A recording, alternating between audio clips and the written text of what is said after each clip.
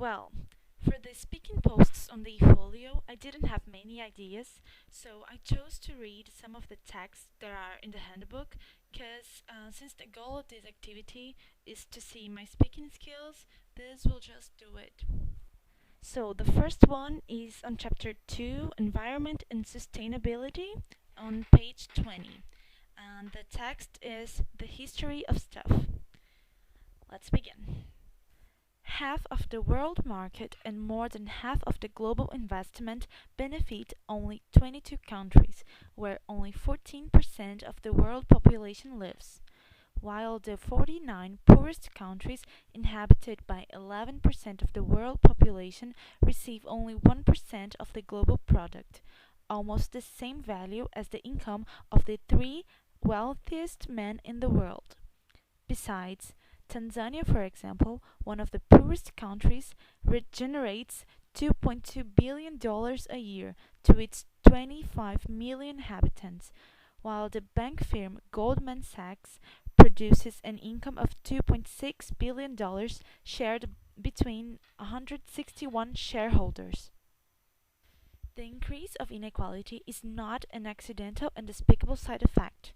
This increase is actually due to a conception of human happiness and comfortable life, as well as a consumption strategy dictated by this conception.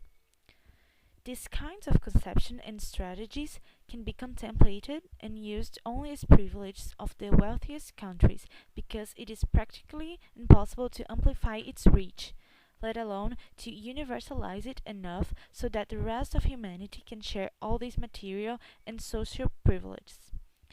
In order to generalize these privileges, it would demand the resources of three planets, not only one.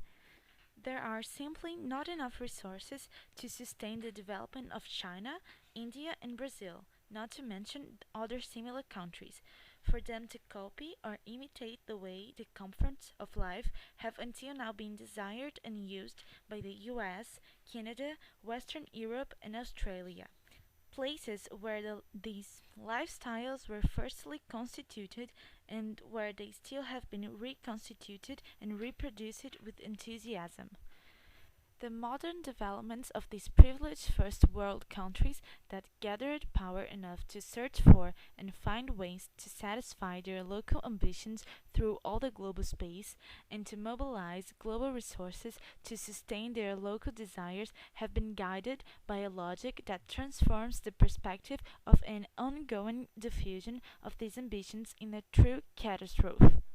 Therefore, by practical ends and purpose, these ambitions have destroyed the possibility of an universalization of comforts, for the level of consumption in these countries has reached completely unsustainable rates that could never be the same for the rest of the world.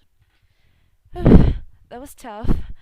This text is kind of hard. There's a lot of words that I don't know.